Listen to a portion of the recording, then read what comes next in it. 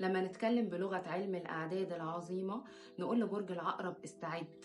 شهر فبراير 2026 مش مجرد أيام بتعدي، ده وقت الحصاد الطاقي الكبير. انتوا داخلين على تركيبة عددية وكونية نادرة.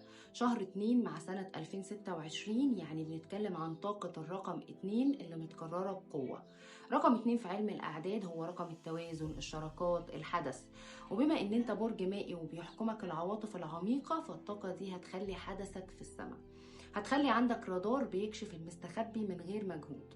في شهر فبراير الكواكب بتلعب لصالحك بشكل كبير يا برج العقرب. كوكب المريخ وده الحاكم التقليدي بتاعك موجود في وضعية بتدفعك للأمام، وبتحرك فيك طاقة الطموح اللي كانت نايمة الفترة اللي فاتت. هتلاقي عندك كمان كوكب الزهرة موجود في برج صديق ليك، وده معناه ان الكاريزما بتاعتك هتكون في اعلى مستوياتها، وهتكون مغناطيس كمان لفرص مهنية وعاطفية ما كنتش تتخيلها.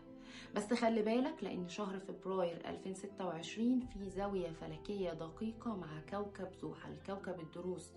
وده بيقولك انك لازم تاخد بالك من الالتزامات، يعني بلاش وعود في الهوا، بلاش اندفاع في صرف الفلوس، لان طاقة السنة بتدفعك لتأسيس جذور قوية، مش بس ان انت تنجح نجاح مؤقت، لا.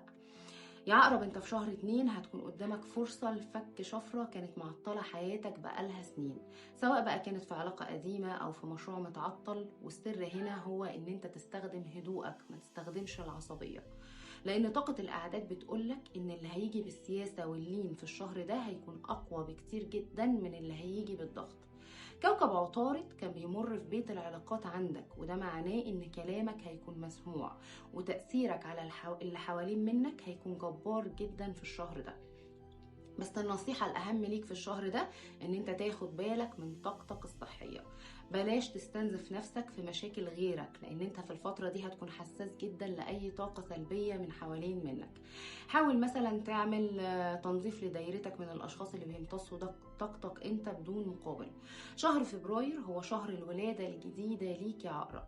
لو عرفت إن أنت تستغل الأرقام والكواكب دي صح، هتطلع من الشهر ده وأنت حاطط رجلك على أول طريق السيادة والتمكين المادي والمعنوي، لدرجة ان بعض من برج العقرب هيكون مستغرب الامور ازاي بقت فجأة سهلة معاه كده بعد طول انتظار وعرقلة كبير جدا.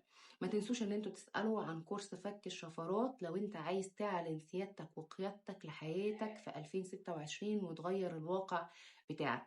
تقدر تكتب لي في الكومنت كلمة تفعيل وانا هرد عليك بكل التفاصيل، او تبعت لي عبر الرقم الموجود على الشاشة او الرقم الموجود في البايو.